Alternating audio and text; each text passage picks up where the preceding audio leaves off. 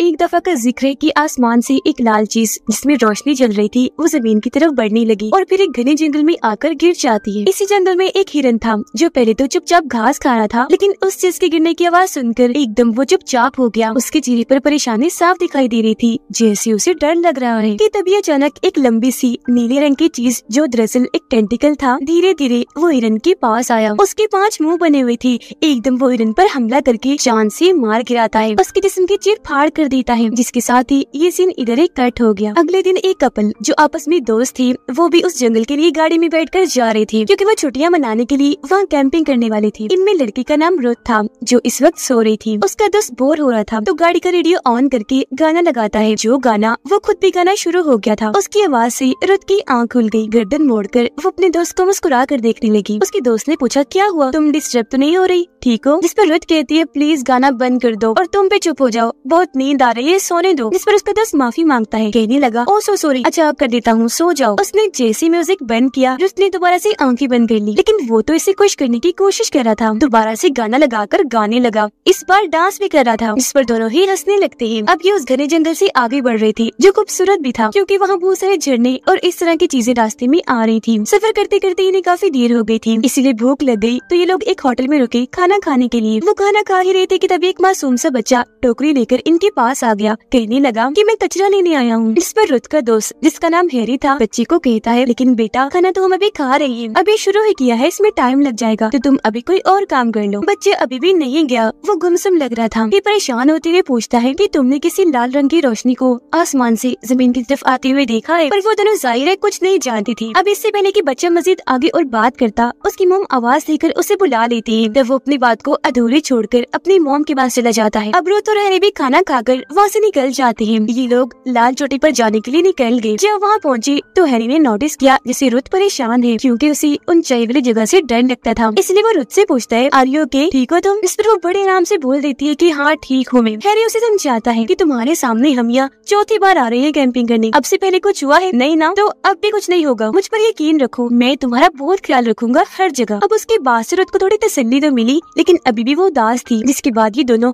कपड़े बदलकर अपना सामान लेकर जंगल में चलना शुरू कर देते हैं। हैरी बहुत खुश था, कहता है, देखो रुथ कितनी पुरसुकून जगह है ना? मैं यहाँ खास तौर पर इसलिए भी आता हूँ ताकि अपनी यादों को ताज़ा कर सकूँ। कितने हसीन पल गुजारे हैं हमने यहाँ। अभी वो ये बता ही रहा था कि तभी रुथ को ऐसा महसूस हुआ जैसे उनके पीछे कोई चीज है, तो वो थोड़ी सी घबरा गई। आराम आराम से चलते हुए एकदम रुक गई, पीछे मुड़कर देखती है कि क्या है, लेकिन वहाँ कुछ नहीं होता, पर उसे अभी भी डर लग रहा था। हैरी कहता है, रुथ कहाँ रह गई हो, जल्दी आओ, रात होने से पहले हमें कैंप लगाना है। जिसके बाद ये अपनी उस एरिया में आकर कैंप लगाने लगती है। हैरी तो खाना बनाने की तैयारी कर रहा था, जबकि रुथ कैंप लगाने की कोशिश कर रही थी। काफी कोशिश के बाद भी उससे नहीं होता, तो परेशान होकर वो हैरी को कहती है, प्लीज मेरी मदद कर दो। इस पर वो कहता है, नहीं नहीं रुथ, ये काम तुम्हारा है, तुम्हें ही करना है, मैं भी तो अपना काम कर रहा हूँ ना, खाना बनाने वाला। लेकिन अभी भी रुथ को कैंप नहीं लगाना था, इसीलिए वो हैरी के पास आकर बैठ जाती है और मजाक मजाक में कहती है कि अगर तो तुमने कैंप लगा लिया तो रात को हम सोएंगे नहीं बल्कि पार्टी करेंगे, मस्ती करेंगे, बहुत मजा आएगा। उसके बाद हैरी को बहुत पसंद आई, इसीलिए वो खुद ही कैंप लगाने लगता है। रात को पार्टी करने के बाद ये सो जाते हैं। जहाँ आधी रात को रुथ की आँख खुल गई, वो टॉर्च लाइट लेकर बाहर आई। एक जगह वो खड़ी थी कि तभी जंगल से उसे डरावनी सी आवाज आई, ऐसा लगा जैसे कोई जोर से गुजर के गया हो। वो डर गई, जल्दी से उस तरफ लाइट मारकर देखती है। जहाँ एक हिरन खड़ा था जो रुथ को ही घूर रहा था। वो उसे देख रही थी कि तभी हैरी ने उसके कंधे पर हाथ रख लिया, जिससे वो डर गई। बोलती है,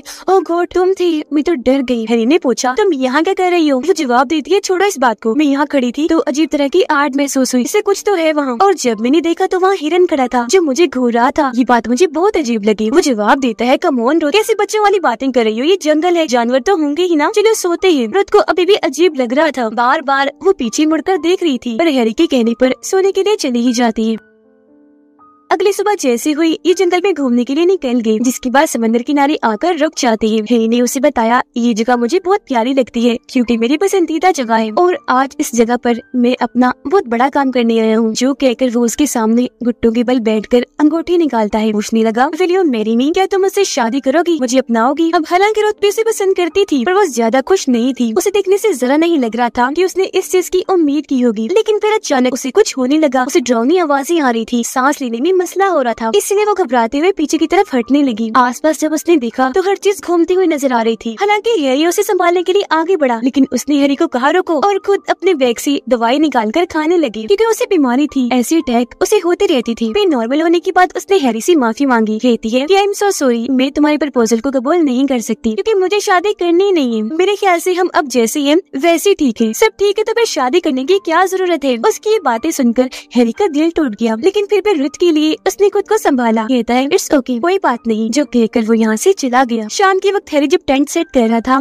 तो रुथ चुपचाप बैठकर उसे बस देखे ही जा रही थी। महसूस भी कर लेती है कि वो उदास है। वो उससे प्रपोज करने के बारे में बात करने लगी, लेकिन हैरी ने ये कहकर मना कर दिया कि मुझे इस टॉपिक पर कोई बात नहीं करनी। रुथ फौरन बोली पर मुझे करनी है इस टॉपिक पर बात। तुम शुरू से ही जानती हो हैरी कि मुझे शादी करनी नहीं है, तो फिर तुमने क्यों मुझसे इस बारे में पूछा। जवाब में हैरी कहता है क्योंकि मैं तुमसे रिश्ता बनाकर तुमसे इस तरह जुड़ना चाहता हूँ कि तुम मुझे अपनी सारी परेशानियाँ बताओ, जैसे अपने डॉक्टर को बताती हो, क्योंकि जाहिर है मैं तुमसे प्यार करता हूँ, परेशान नहीं देख सकता, तुम्हें खुश करना चाहता हूँ। अक्सर तुम बहुत ज्यादा गुस्से में आ जाती हो। मैं समझ सकता हूँ कि तुम्हारी मॉम डैड के अलग होने की वजह से उसका असर तुम पर पड़ा है, लेकिन रुथ तो अभी भी उससे बेहसी किए जा रही थी। इस बात से उसे गुस्सा आ गया। मजीद बात बिगड़ने के डर से वो खुद ही उठकर वहाँ से चला जाता है। अगली सुबह रुथ जब नींद से जागी तो वो अकेली थी। हैरी उसके पास नहीं था। तलाश करने पर उसे हैरी का जुड़ा हुआ नोट मिलता है, जिसमें उसने लिखा था कि मैं अपना दिमाग क्लियर करने के लिए यानी मन हल्का करने के लिए वॉक पर जा रहा हूँ, ज्यादा देर नहीं होगी, जल्दी लौट आऊंगा। अब जाहिर है रुथ अकेली थी तो अकेले टाइम उसे गुजारा नहीं जा रहा था, तो हैरी के आने का बेसब्री से इंतजार करने लगी। बोर हो रही थी तो मोबाइल इस्तेमाल करने का सोचती है, लेकिन चेक करने पर पता चला कि मोबाइल में तो सिग्नल ही नहीं आ रही। तो सिग्नल ढूंढने के लिए वो जंगल में आगे निकल गई। अपने डॉक्टर को कॉल करने ही वाली थी कि तभी उसकी नजर जमीन पर पड़ी, जहाँ एक हिरन की लाश बहुत बुरी हालत में पड़ी थी, क्योंकि उसके जिस्म और सर की चीर फाड़ की हुई थी। जिस्म किसी काले रंग के लिक्विड की वजह से गल सड़ गया था, क्योंकि वो लिक्विड अब जम गया था। उसे देखकर रुथ को बहुत बुरा लगा। डरते हुए वो जैसे पीछे हटी, अचानक हैरी से टकरा गई, जिसके पास ही आ रहा था। घबराई हुई थी, जल्दी से उसके गले से लग जाती है। हैरी उसे संभालता है, रिलैक्स करता है। वो कहती है देखो ये वही हिरन है जो कल रात हमने देखा था। अब वो परेशान ना हो इसीलिए वो कहते हैं कि नहीं ऐसा नहीं है, ये कोई और हिरन होगा, किसी बीमारी की वजह से इसकी मौत हुई होगी, तो रिलैक्स ओके। जो कहकर वो रुथ को यहाँ से लेकर चला गया। रात को जब दोनों कैंप के पास बैठी थी तो हिरन की मौत को लेकर रुथ अभी भी परेशान थी। तब उसकी परेशानी कम करने के लिए हैरी उसे एक किताब दिखाता है। इसमें लिखा हुआ था कि हिरन की मौत अक्सर एक खतरनाक बीमारी की वजह से हो जाती है, जो बीमारी काले रंग के लिक्विड की वजह से बनती है। लेकिन रुथ अभी भी इस बात को मानने के लिए तैयार नहीं थी। कहती है नहीं, उसे जरूर किसी और ने ही मारा है। वो कातिल जो भी है अभी भी जंगल में घूम रहा होगा, वो जंगली जानवर भी हो सकता है। जिस पर हैरी उसे समझाता है अच्छा अगर वो जानवर भी हुआ तो क्या मसला है, हमारे पास आग है, हथियार है, अगर वो जानवर यहाँ आया तो हम उसका सामना कर लेंगे। रुथ कहती है जानती हो मैं शादी से क्यों भागती हूँ, क्योंकि मेरी मॉम डैड की शादीशुदा जिंदगी बहुत खराब रही, तो मेरे ख्याल से मुझे भी शादी नहीं करनी चाहिए। मेरे साथ भी ऐसा ही होगा, तो बेशक शादी ना हो, मैं ऐसी तुम्हारे साथ खुश हूँ, पूरी जिंदगी तुम्हारे साथ रहना चाहती हूँ, क्योंकि मैं भी तुमसे प्यार करती हूँ और अब उम्मीद करती हूँ कि ये चीज हमारे लिए काफी होगी, जिसे अब तुम भी समझ जाओगे। जिस पर मुस्कुराते हुए हैरी कहता है हाँ क्यों नहीं, प्यार करता हूँ तुमसे, तो क्या तुम्हारी बात भी नहीं मान सकता। फिर थोड़ी देर के बाद जब हैरी खाना बना रहा था तो वॉशरूम और लकड़ियाँ लाने के लिए रुथ जंगल में घूमने लगी। एक जगह आकर उसे पीले फूल दिखे जो उसे बेहद पसंद थी, क्योंकि इनके बारे में उसने अपनी किताब में भी पढ़ा था। फूल तोड़कर अभी वो उसे देख रही थी कि तभी वहाँ बने एक केव गार में उसे एक रोशनी चमकती हुई नजर आई, जिसे देख वो केव के अंदर आ गई। काफी अंदर आने के बाद उसे जमीन पर नीले रंग का लिक्विड दिखा। वो उसे काफी अनोखा लग रहा था, तो लकड़ी की स्टिक से वो उसे चेक करने लगी, जिस बीच उसे अपने पीछे किसी की होने का एहसास हुआ।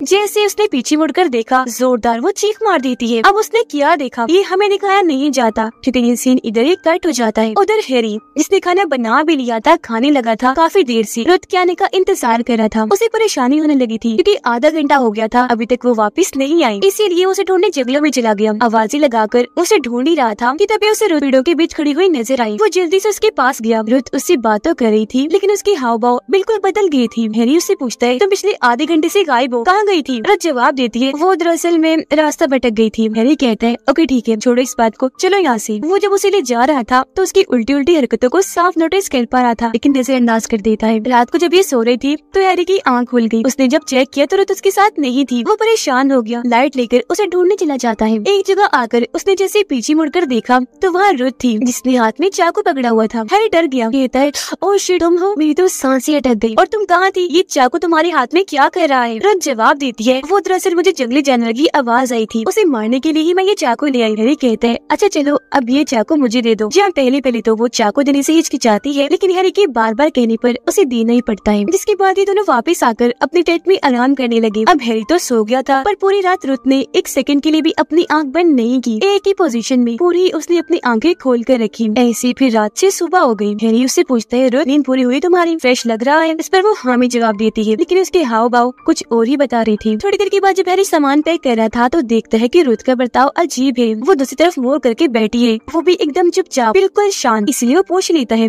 रुथ क्या बात है? मैं कब से तुम्हारे अजीब बर्ताव को नोटिस कर रहा हूँ। Is everything fine? सब ठीक है? रुथ कहती है, मुझे शर्मिंदगी हो रही है, मैंने तुम्हारे प्रपोजल को क्यों ठुकराया? प्लीज मुझे माफ कर दो, मैं तुम्हें एक और मौका देना चाहती हूँ, तुम फिर से मुझे प्रपोज करो ना। ऐसा लगना चाहिए कि सब पहली बार हो रहा है। तो हैरी पहाड़ी के ऊपर जाकर फिर से घुटनों के बल बैठकर अंगूठी देते हुए शादी के लिए पूछता है, विल यू मैरी मी? जिस पर इस बार वो हाँ बोल देती है। हैरी बहुत खुश हो जाता है और जल्दी से उसे अंगूठी पहना देता है। रुथ कहती है, मेरे पास आओ, गले से लगाना चाहती हूँ। जिसके बाद वो उसके पास आकर जोरदार उसे टांग मार देती है। इतनी बार मारती रहती है जब तक वो तड़पने न लग जाए। फिर जैसी तकलीफ की वजह से वो बेकाबू हुआ, रुथ उसे धक्का देकर इतनी ऊंची पहाड़ी से नीचे गिरा देती है। वो सीधा समंदर में आकर गिरा। मौके पर ही उसकी मौत हो जाती है। रुथ को अचानक अजीब लगा, वो तेजी से वहाँ से भागने लगती है। काफी देर तक भागती रही, फिर अचानक वो इतना थक गई कि उसे तकलीफ होने लगी। वो वहीं गिरकर बेहोश हो जाती है। काफी देर तक वो वहीं बेहोश पड़ी रही, लेकिन जब एक कपल वहाँ से गुजरा तो उसे बेहोश पड़ा हुआ वो देख लेती है। वो काफी घबरा गई, जल्दी से उसे पानी पिलाकर होश मिलाती है। नॉर्मल होने पर वो रुथ से पूछने लगी, तुम ठीक तो हो? क्या हुआ था? इस पर वो बताती है, मुझे कुछ याद नहीं, मैं बस भाग रही थी, चक्कर आया तो गिर गई। तो पल को उसकी ऐसी हालत देखकर तरस आ रहा था। तो वो रुथ से कहने लगी, आज रात तुम हमारे साथ हमारे कैंप में रात गुजार सकती हो, जैसी सुबह होगी तुम चले जाना। वो लोग उसे अपने कैंप में ले आए, पर उसकी हालत देखकर दोनों को लग रहा था कि जरूर रुथ के साथ कोई गड़बड़ है, क्योंकि वो जरा भी हिल नहीं रही थी, ना कुछ बोल रही थी, बस एक ही पोजीशन में वो बनकर बैठी हुई थी। तो पल में से औरत को लगा जैसे वो उदास है, इसीलिए वो रुथ से बात करने की कोशिश करने लगी। पूछती है, अच्छा तुम मुझे अपने शौक बताओ, तुम्हें क्या क्या पसंद है? रुथ जवाब देती है, मुझे सर्फिंग बहुत पसंद है, यानी बोट के जरिए समुद्र की लहरों पर चलकर एंजॉय करना। वो औरत बोली, वाओ अच्छा शौक है, हमें भी ये बहुत पसंद है, लेकिन सामने वाले समुद्र में शार्क्स बहुत ज्यादा है, जिस डर से हम वहाँ नहीं जाते। बातचीत करने के बाद वो औरत अपने हस्बैंड को कहती है, इसे मेडिकल की जरूरत है, सुबह होते ही हम इसे ले जाएंगे। पर रुथ बड़ी अजीब हरकत करती है। वो वहाँ पड़े कपल के चाकू को उठाकर बड़े गौर से देखने लगती है। दोनों हस्बैंड वाइफ काफी डर गई, कहीं खुद को नुकसान न पहुँचा ले। उसे शांत करने की कोशिश करने लगी। वो कुछ बोली नहीं, चाकू से बस झाड़ियों की तरफ इशारा करने लगी कि वहाँ से एक आदमी आ रहा है। मैंने उससे डर के चाकू उठाया। तो पल में से आदमी जब उस तरफ लाइट मारकर देखता है तो वहाँ हैरी था, जो मरा नहीं था, अभी जिंदा था, बिल्कुल सही सलामत था। उसे अपने सामने ऐसे बिल्कुल ठीक पाकर वो बहुत डर गई, इतना घबरा गई कि उसकी हालत ही खराब होने लगी। जिसके बाद वो जंगल में भाग जाती है। तब उसके पीछे पीछे कपल में से औरत भी भाग गई, जबकि औरत के हस्बैंड हैरी को आगे आने से रोक रहा था, क्योंकि हैरी उसे ठीक नहीं लग रहा था। वो डरावना मुस्कुरा रहा था।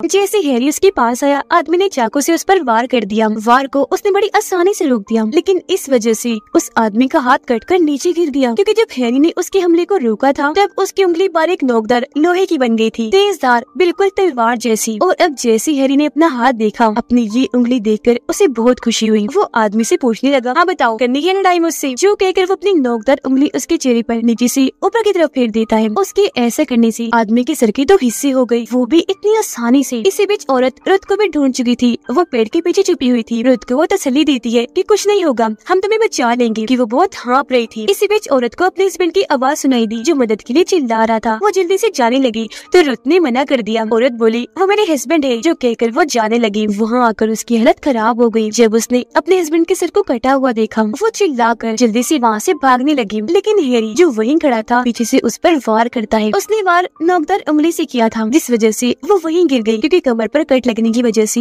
वो काफी जख्मी हो गई थी। अब हैरी रुथ को बाहर बुलाने लगता है कि जल्दी से बाहर आ जाओ, अगर तुम ना आई तो मैं इस औरत को मार दूंगा। अब उन्होंने रुथ की जान बचाई थी, तो अब उसकी जान बचाने के लिए वो धीरे धीरे बाहर आने लगी। लेकिन फिर भी हैरी अपनी नोकदार उंगली औरत की आंखों की आर पार करके उसे चीर देता है, जिससे उसकी मौत हो जाती है। उसे रोकने के लिए रुथ आगे बढ़ी, लेकिन वो उसे भी अपनी नोकदार उंगली दिखाकर धमकाने लगा। वो रुथ से पूछने लगा कि तुम्हें कैसे पता चला कि मैं हैरी नहीं बल्कि कुछ और हूँ। तब डर की वजह से वो बता ही देती है कि जब जब मैं केव में गई थी, पीछे मुड़कर जब मैंने चीख मारी थी, तो वहाँ मैंने असली हैरी की लाश देखी। उसकी लाश भी काले रंग के लिक्विड की वजह से गल सड़ गई थी, जिसने अब उसे हर तरफ से कवर किया हुआ था। यही वजह है कि मैं डर सहम गई थी, क्योंकि हैरी को इतनी बुरी हालत में देखा, सर 2 टुकड़ों में कटा हुआ था। मुझे कुछ समझ नहीं आ रही थी कि ये क्या हुआ। बाहर आकर मैंने दवाई खाई। जब मैं नॉर्मल हुई तो मुझे पता चला कि किसी क्रिएचर ने मेरी हैरी को मार दिया है। उसे मारने के बाद क्रिएचर ने उसका रूप ले लिया है और तब डरते हुए उससे पूछती है कि तुम कौन हो। इस पर वो बताने लगा कि मैं एक दूसरे प्लेनेट सैयारे से आया हुआ एलियन हूँ। यहाँ इसलिए आया हूँ ताकि अपने प्लेनेट के लोगों को यहाँ के बारे में खबर कर सकूँ। अब क्योंकि सारी बात सामने आ गई थी, रुथ को उसकी सच्चाई के बारे में पता चल गया था, तो वो उसे मारना चाह रहा था। अपनी नोकदार उंगली से वो उस पर वार करने की कोशिश करता है,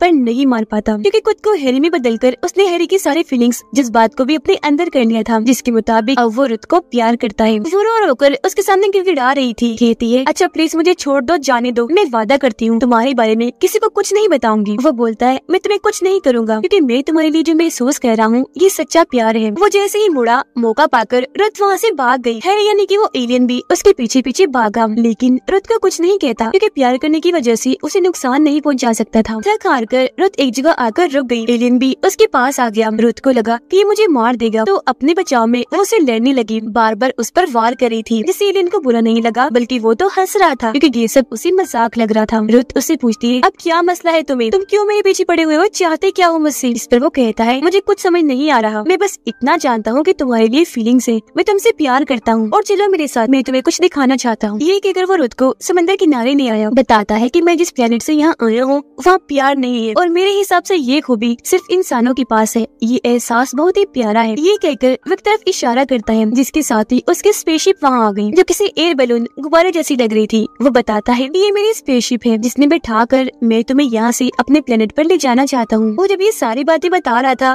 तो रुथ की नजर उसकी जेब पर जाती है, जहाँ चाकू रखा हुआ था। वो बताता है कि मैं तुम्हें यहाँ से इसलिए ले जाना चाहता हूँ ताकि तुम्हारी हिफाजत कर सकूँ, क्योंकि कुछ ही दिनों के बाद मेरे जैसे और भी कई सारे एलियंस यहाँ से मेरे पर आने वाले हैं हमला करने के लिए। तो मैं नहीं चाहता तुम्हें कुछ हो। वहाँ जाकर हम बहुत प्यार से रहेंगे, खुशगवार जिंदगी गुजारेंगे। उसकी ये बातें रुथ बिल्कुल चुपचाप होकर सुन रही थी, कोई हरकत नहीं करती, क्योंकि उसके दिमाग में तो कुछ और ही चल रहा था, और वो उसके बात मानने के लिए भी हाँ बोल देती है। फिर जैसे वो स्पेसशिप तक जाने के लिए मुड़ा, मौका पाकर रुथ उसकी जेब से चाकू निकालकर उस पर पॉइंट कर देती है। एलियन का गुस्सा तो आया, लेकिन फिर भी वो उसे समझाने के लिए आगे बढ़ा। तब एकदम से रुथ ने उसके सीने में चाकू घुसा दिया, जो करने के बाद वो वहाँ से समंदर की तरफ भाग गई। तब टाइम पर बात किए बगैर एलियन भी उसके पीछे पीछे भागने लगता है, ताकि रुथ को पकड़ सके। लेकिन एलियन ये नहीं जानता था कि चाकू वाली जगह से उसका जो खून निकल रहा है, उसको सूंघकर एक शार्क यहाँ पर आ रही है, जिसे इसी तरफ बढ़ रही है। रुथ के बहुत पास आकर उसे पकड़ने ही वाला था कि तभी शार्क ने सीधा आकर उस पर हमला कर दिया। वो उसे टक्कर मारकर दूर धकेलकर अपने साथ ले जाती है। ये देखकर रुथ जल्दी से किनारे पर आकर वहाँ से भागकर दोबारा से जंगल में चली जाती है। लेकिन हैरत, उसका ये प्लान नाकाम रहा, क्योंकि शार्क ने उसे नहीं बल्कि उसने ही शार्क को मार दिया था। शार्क के जिस्म के बहुत सारे टुकड़े करके वो रुथ की तरफ भागने लगा। जंगल में आगे बढ़कर रुथ उस कपल के टेंट के पास आई और उनका छोड़ा हुआ खाना खाने लगती है, क्योंकि भूख की वजह से उसकी हालत खराब हो रही थी। उसे पता था कि एलियन मेरे बहुत ही पीछे है, घबराई हुई थी, जो देखकर एलियन अपने टेंटिकल से उस पर हल्का सा वार करके शांत करता है और उस टेंटिकल को रुथ के साथ ही जोड़े रखता है। फिर थोड़ी देर के बाद जैसे उसने टेंटिकल अलग किया, रुथ वहीं गिरकर बेहोश हो गई। जैसे उसे होश आई, वो खुद को उसी काले लिक्विड जो जम गया था उसे अपने पूरे जिस्म पर पाती है। एक लंबे से टेंटिकल की मदद से वो एलियन से जुड़ी हुई थी। एलियन कहता है, मैं तुम्हें अपने अंदर संभाल लूंगा ताकि तुम और मैं एक हो सके, ऐसे पर तुम हमेशा के लिए मेरे साथ जुड़ जाओगी। अब वो जैसे रुथ को अपनी ताकतों से कमजोर करने लगा कि तभी उसकी हालत खराब होने शुरू हो गई। तभी उसकी नजर सामने पड़ी अपनी दवाई पर गई, जिसे देख वो एक प्लान बनाती है। एलियन को कहने लगी कि मैं तुम्हें समाने से पहले कुछ बातें करना चाहती हूँ, जो कहकर वो अपने बचपन के डर, कमजोरी और कमियों के बारे में बात करती है, जो सुनकर एलियन की तबीयत बिल्कुल वैसी होने लगी जैसे रुथ की हुआ करती थी, यानी कि अब ठीक होने के लिए उसे भी दवाई की जरूरत होगी, जिस बारे में रुथ ने पहले उसे बता दिया था कि वो पीछे पड़ी है। अब रुथ ने अपने सारे मसले उसे बता दिए थे, इस वजह से वो एलियन भी रुथ की शक्ल ही ले लेता है। तबीयत ठीक करने के लिए दवाई की तरफ बढ़ने लगा, लेकिन इसी बीच उस कवर को तोड़कर रुथ बाहर आ गई। एलियन ने देखा कि डब्बे में कोई दवाई नहीं है, तो उसे बहुत गुस्सा आया, लेकिन वो कमजोर था, इसलिए रुथ धीरे धीरे उसकी तरफ बढ़ने लगी। एलियन जमीन पर गिर गया, हालत उसकी बहुत खराब थी, बुरी तरह वो हाँप रहा था। इस चीज का फायदा उठाकर रुथ ने पत्थर उठाया और उसे एलियन के सर पर मारकर उसका चेहरा ही कुछ चल दिया। वो तब तक पत्थर से उसे मारती रही जब तक उसका गुस्सा ठंडा नहीं हो गया, जिसके बाद वो बाहर अपनी गाड़ी के पास आई और यहाँ से निकल जाती है। लेकिन तभी अचानक अचानक रेडियो चल पड़ा। उसमें और कोई नहीं बल्कि एलियन बोल रहा था, जो रुथ को कहता है कि मैं तुम्हें कभी नहीं छोड़ूंगा क्योंकि मैं तुम्हारे बारे में सब जानता हूँ। इसके बाद हम आसमान में बहुत सारी लाल रंग की रोशनियों को जमीन की तरफ बढ़ते हुए देखते हैं, जो सारे के सारे एलियंस के स्पेसशिप्स थे, यानी कि अब वो जमीन पर कब्जा करने के लिए आ रहे हैं, जो हर तरफ तबाही मचा देंगे। और जो हैरी के एलियन ने किया वो तो बस शुरुआत थी, आगे वो तबाहकुन माहौल बन जाएगा। इसी के साथ ये मूवी इधर ही खत्म हो जाती है। तो शुरुआत में हमें किंग का बेटा दिखाया जाता है।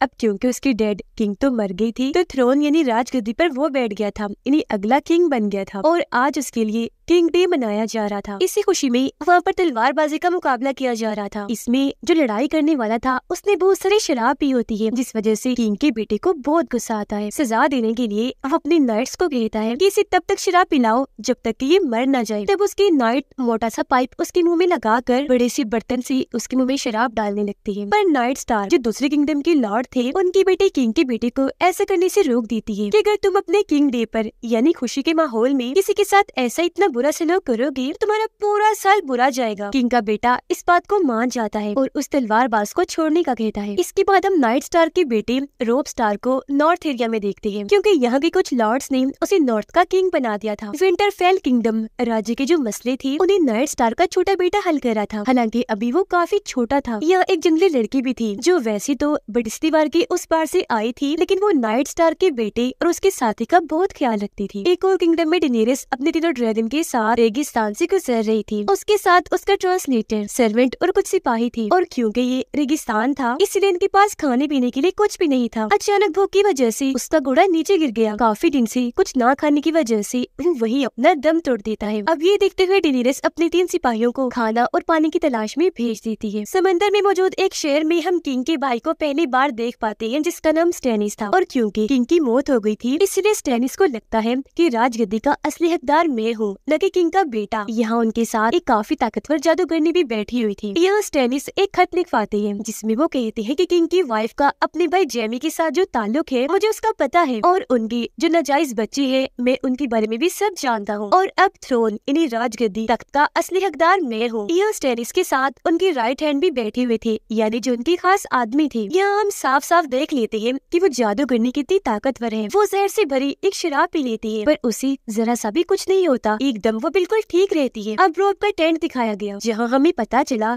कि रोब ने जेमी के खानदान के खिलाफ बहुत सारी लड़ाइयाँ जीती थी, और अब उसके पास भी किंग के भाई स्टैनिस का खत पहुँच जाता है। और यहाँ उसे ये बात भी पता चल जाती है कि किंग का जो बेटा है वो किंग का नहीं बल्कि जेमी का है, जिसका मतलब कि किंग की वाइफ ने अपने भाई के बेटे को ही पैदा किया। और क्योंकि जेमी को रोब ने पकड़ लिया था इसीलिए वो किंग की वाइफ को एक खत लिखता है कि मैं जेमी को छोड़ दूंगा, पर बदले में तुम्हें मेरी 3 शर्तें माननी होगी। पहली शर्त ये है कि तुम्हें मेरी दोनों बहनों को वापस भेजना होगा। दूसरी शर्त कि हमारे जितने भी लोग जंग में मारे गए हैं उनकी लाशों को भी वापस करना होगा। तीसरी और आखिरी शर्त कि वेस्टरोस का जो नॉर्थ एरिया है उसे इन 7 किंगडम्स में ना गिनकर अलग गिना जाए। अब रोब से मिलने उसका सौतेला भाई आया जो कहता है कि मैं अपने असली डैड के पास जा रहा हूँ मदद मांगने, ताकि जेमी और उसकी फौज से लड़ने में वो तुम्हारी मदद कर सके। अब रोब अपनी मोम को भी भेजता है किंग के छोटे भाई के पास मदद मांगने, ताकि उन्हें जंग में और मदद मिल सके। जॉन और लॉर्ड कमांडर दीवार की दूसरी साइड जाते हैं। वहाँ एक मशहूर घर में वो जैसे ही गए तो उनकी मुलाकात एक बूढ़े आदमी से हुई जो एक शिकारी था, और उसकी बहुत सारी बीवियां थी, क्योंकि जब भी उसकी बेटी पैदा होती है तो उसके बड़े होने पर वो उसके साथ शादी कर लेता है। पर उसके बेटों का क्या होता है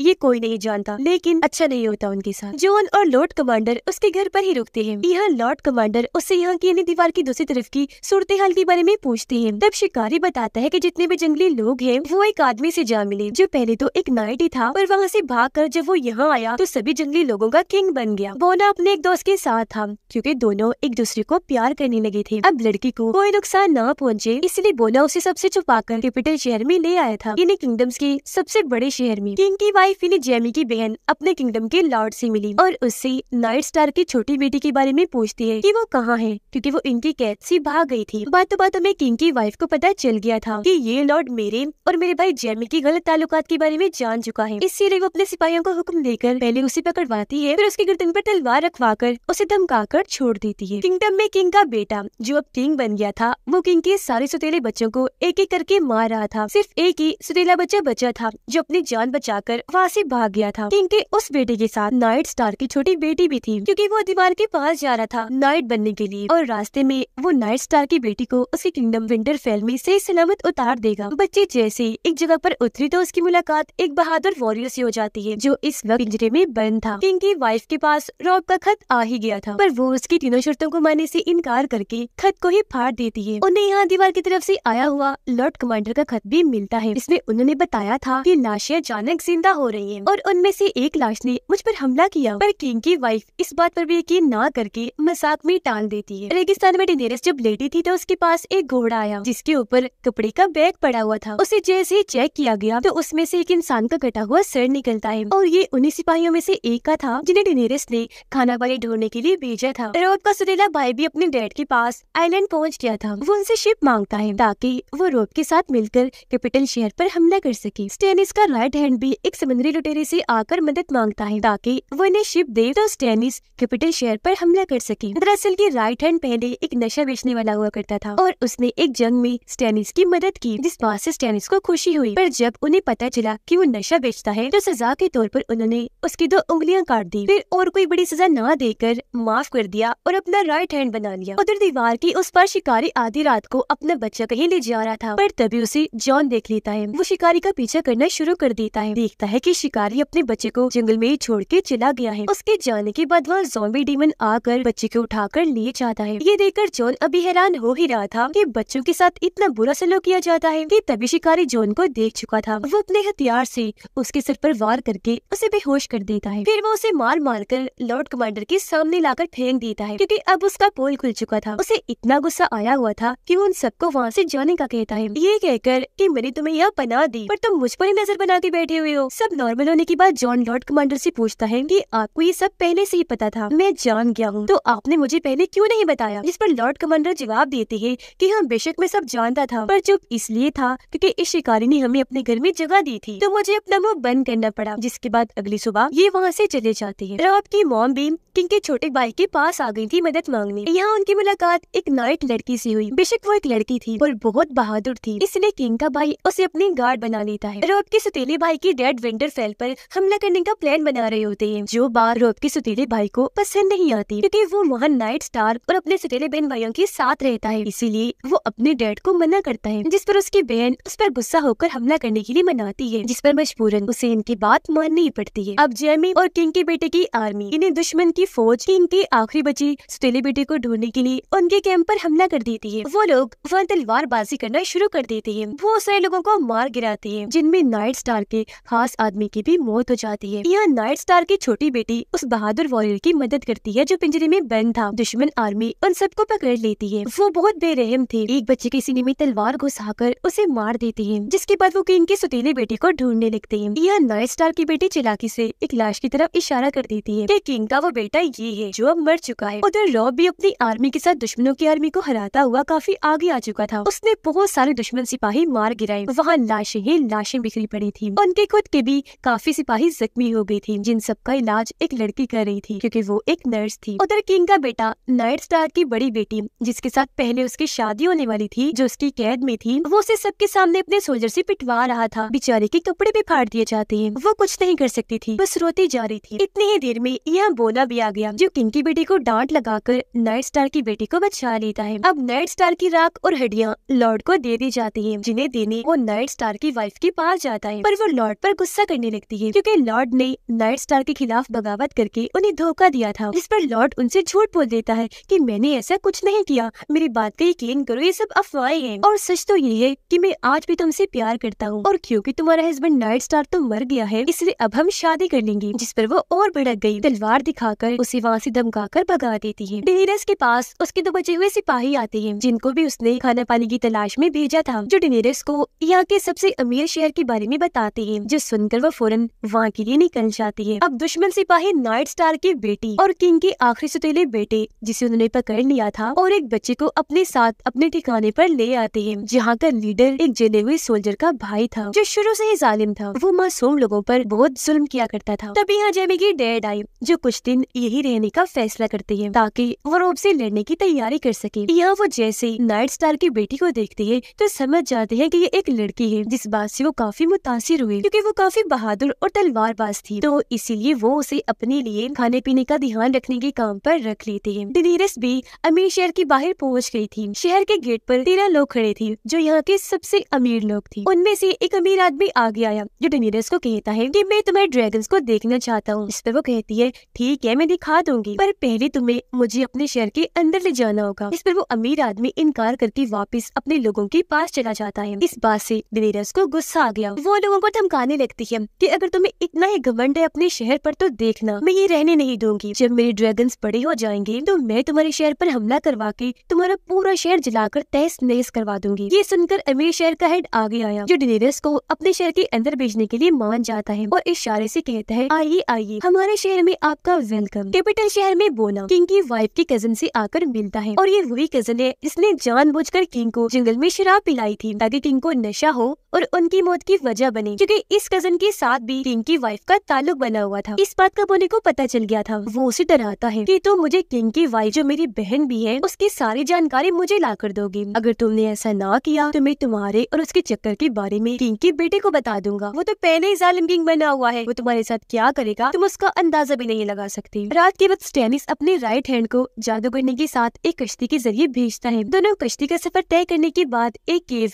इन्हीं गार में आ गई और ये जगह स्टैनिस की बाइक के कैंप के काफी पास थी। जहाँ आते ही जादूगरनी के साथ अजीब होने लगा। वो अपने कपड़े उतार कर वहाँ बैठ जाती है। बुरी तरह हाँप रही थी क्योंकि वो माँ बनने वाली थी और अब उसके बच्चे पैदा होने का टाइम आ गया था। पर हैरत वो यहाँ बच्चे को नहीं एक काले साई को पैदा करती है जो देखकर स्टैनिस का राइट हैंड एकदम काफी दंग रह गया। उधर कैंप में स्टैनिस का भाई और नाइट स्टार की वाइफ आपस में बात कर रही थी। यहाँ स्टैनिस की भाई के साथ उसके गार्ड भी थी कि तभी यहाँ वो एक काला साया एक इंसान के शेप में आ जाता है जो एक काले साई का ही चाकू बनाकर उसे स्टैनिस की भाई के सीने में घुसा देता है, जिससे वो इतना तड़पा कि वही उसकी मौत हो गई। ये देखकर उसके गार्ड और नाइट स्टार की वाइफ इतना डर गई कि चिल्लाने लगती है। आवाज सुनकर वहाँ बहुत सारे गार्ड्स आ गए, पर क्योंकि तब तक वो साया वहाँ से जा चुका था इसलिए गार्ड्स को लग रहा था कि इस फीमेल गार्ड ने उसे मारा है, तो वो उस पर हमला कर देती है। लेकिन फीमेल गार्ड बड़ी बहादुरी से उनसे लड़ी। एक गार्ड की वो कंधे पर हमला करती है, एक के सीने में तलवार घुसा देती है और एक के सीधा सिर में तलवार दे मारती है, जिसके बाद वो काफी रोने लगी। उसकी ऐसी हालत देखकर नाइट स्टार की वाइफ उसे लेकर वहाँ से भाग जाती है। अब क्योंकि वो मर चुका था तो मतलब स्टैनिस उन पर कभी भी हमला कर सकता था, इसीलिए बाकी बचे लोग भी वहाँ से भाग जाते हैं। किंग की वाइफ का कजन बोने से आकर मिलता है ताकि उसे किंग की वाइफ के बारे में जानकारी दे सके। वो बताता है कि किंग की वाइफ एक खतरनाक तेज लिक्विड बनवा रही है जो तेजाब की तरह इतना तेज है कि वो किसी भी चीज को आसानी जला सकता है और ये लिक्विड जंग में इस्तेमाल किया जाता था। फिर वो बोने को एक आदमी के पास लेकर जाता है जो किंग की वाइफ के कहने पर वो लिक्विड बना रहा था। वहाँ उस आदमी ने बहुत सारा लिक्विड बना भी दिया था जिसे मटकों में भरकर रखा हुआ था। असल में वो ऐसा इसलिए करवा रही थी ताकि इस लिक्विड को जंग में वो स्टैनिस के खिलाफ इस्तेमाल कर सके। अब स्टैनिस का राइट हैंड वापस आकर स्टैनिस को जादू करने की सारी बात बता देता है कि उसने कैसे एक काले साई को जन्म दिया जिसने जाकर स्टैनिस के भाई को मार दिया। पर इस बात से उसे कोई फर्क नहीं पड़ रहा था क्योंकि वो यही अपने भाई को मरवाना चाहता था, जो काम हो भी गया, जिसका मतलब कि इसने जानबूझ के जादूगरनी को उस केव में भेजा और उस काले साई की मदद से अपने भाई को मरवा दिया। उधर रोब का सुतीला भाई अपने डैड और बहन की बातों में आकर आखिरकार विंटरफेल पर हमला करने के लिए राजी हो ही गया, जहाँ बहुत जल्द वो हमला करने वाले थे, जिसका मतलब कि वो अपने सुतीले बहन भाइयों के साथ बगावत पर उतर आया था। नाइट स्टार की वाइफ फीमेल गार्ड को बचाकर जंगल में ले आई। यह फीमेल गार्ड उससे बहुत खुश हुई। उसकी जान बचाने के लिए वो नाइट स्टार की वाइफ के सामने अपनी तलवार रख के आज से उसकी गार्ड बन जाती है। अब नाइट स्टार की छोटी बेटी की मुलाकात दोबारा से उस बहादुर वॉरियर से हो जाती है और क्योंकि उसने बहादुर वॉरियर की पिंजरे से निकलने में मदद की थी, उसकी जान बचाई थी, इसलिए वो कहता है कि अब एहसान का बदला देने का टाइम आ चुका है। मैं तुम्हारे लिए किसी भी 3 लोगों को मार दूंगा, तुम्हें बस उनके नाम मुझे बताने होंगे। और क्योंकि दुश्मन सिपाही उन्हें बहुत परेशान कर रही थी, इसलिए बच्ची एक सिपाही का नाम उसे बताकर वहाँ से चली जाती है। दीवार के उस पार सारे लोग बर्फीले इलाके में आ जाते हैं, जहाँ उन्हें एक रेंजर मिल जाता है जो पिछले साल यहाँ आने के बाद वापस नहीं लौटा था, पर हैरत वो अभी तक जिंदा था। यहाँ एक आदमी लॉर्ड कमांडर को बताता है कि जंगली लोगों का किंग अपने लोगों के साथ नॉर्थ को छोड़कर साउथ की तरफ जा रहा है, क्योंकि नॉर्थ में अब सर्दियाँ जो आ गई है, जिसका मतलब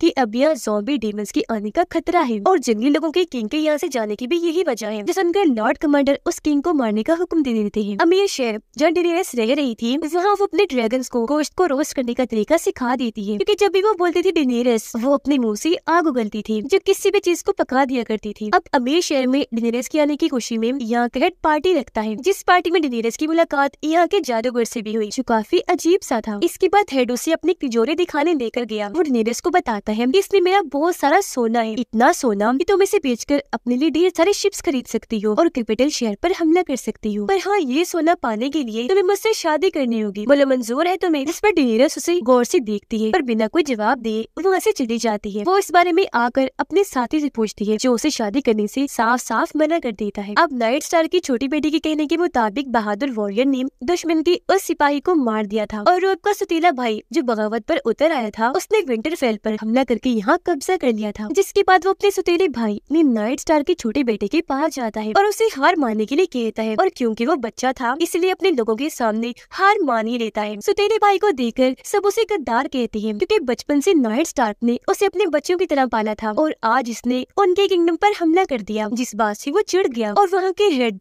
जो काफी बूढ़े थे तलवार से उनका गला काट देता है। ये देखकर जंगली लड़की चालाकी से रात को सुतीले भाई के पास जाती है और बहाने से उसे चाबी हासिल करके अपने सभी साथियों को आजाद कर लेती है। जिसके बाद वो सभी विंटरफेल को छोड़कर यहाँ से भाग जाते हैं। दीवार की उस पर लॉर्ड कमांडर ने जॉन और कुछ नाइट्स को जंगली लोगों के किंग को मारने के लिए भेजा था। वो आगे बढ़ ही रहे थे कि तभी कुछ जंगली लोग जो उस किंग के ही थे वो इन पर हमला कर देते हैं, पर सभी नाइट और जॉन बड़ी बहादुरी से उनका मुकाबला करके सबको मार देती है। पर एक जंगली लड़की बच जाती है जिसे जॉन ने पकड़ लिया था। वो अपने साथी को कहने लगा कि आप जाए, मैं इसे मार दूंगा। जॉन उस पर तलवार से कई बार वार करने की कोशिश करता है लेकिन उसे मार नहीं पाता, जिस चीज का फायदा उठाकर वो लड़की जॉन पर ही हमला करके वहाँ से भाग जाती है। वो भी उसके पीछे भागने लगा। लड़की जैसे एक जगह पर गिरी, जॉन ने वहाँ कूदकर फौरन आके दोबारा उसे पकड़ लिया। अब वो दोबारा न भागे इसलिए जॉन ने उसे बांध दिया था। रात होने की वजह से वो उसे वहीं लेकर सो जाता है। उधर रॉब के पास उसकी मम वापिस आ जाती है। तभी उनका सिपाही खत लेकर आता है जिससे उन्हें पता चल जाता है कि रॉब के सुतीले भाई ने इन्हें धोखा दिया है। उसने विंटरफेल पर हमला करके वहाँ कब्जा कर लिया है। जो सुनकर रॉब को इतना गुस्सा आया कि वो भी उस पर हमला करने का फैसला करता है, पर उसे सिपाही रोक लेता है ये कहकर कि आपको वहाँ जाने की जरूरत नहीं है, मेरा एक सुतीला बेटा है वो वहाँ जाकर उस पर हमला कर देगा। कैपिटल शहर में किंग की बेटी की शादी दूसरे किंगडम के प्रिंस राजकुमार से की जा रही थी, इसलिए महल के सभी लोग उसे कश्ती में छोड़ने आए हुए थे। पर जब वो वापस महल जा रहे थे तो लोगों की भीड़ में एक इंसान किंग की बेटी पर हमला कर देता है, क्योंकि उसने उसके सर पर